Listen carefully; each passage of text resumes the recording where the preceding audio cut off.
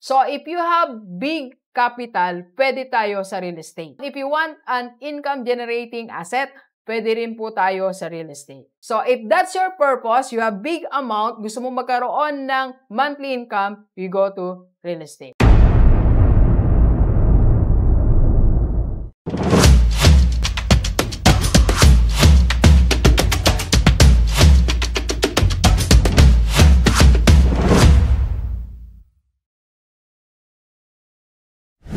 Universe, sagutin natin ang tanong, ano nga ba dapat nating unahin? Real estate assets or paper assets? Okay, pag-usapan natin. Let's go, let's go.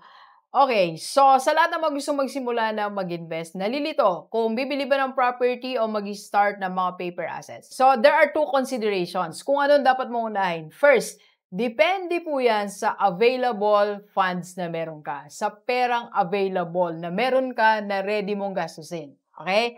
Pangalawa, depende sa iyong purpose. For example, meron kang small amount ngayon and gusto mo na magsimula. So, pupunta tayo sa paper asset. Okay?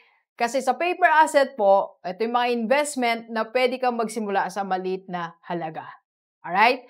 And second, kung gusto mo ng long term, ibig sabihin po, willing kang maghintay ng 10 years, 15 years, 20 years, punta tayo sa paper assets. Okay? So, if you have a small amount and you want to start immediately and your purpose or your goal is long-term, go to paper assets.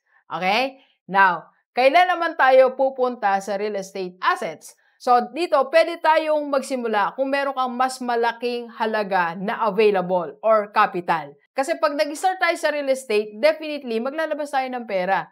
Hindi naman pwedeng paunti-unti yung real estate, okay? Kung bibili ka ng condo, ng apartment, magpapagawa ka ng apartment, hindi pwedeng small amount lang.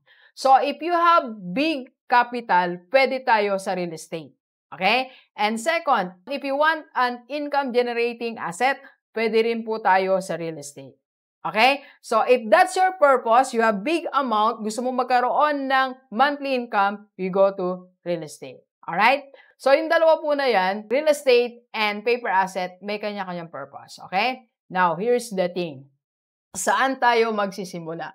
So, ang advice ni Rockstar, kung meron ka ngayong small amount, pwede ka na mag-start. Okay? Mag-start ka na sa paper asset. Then, eventually, when you are gaining more confidence in investing and nag-earn ka ng more money, you can start sa real estate. Okay? Ang mahalaga, magsimula tayo. Okay? Let's go, let's go.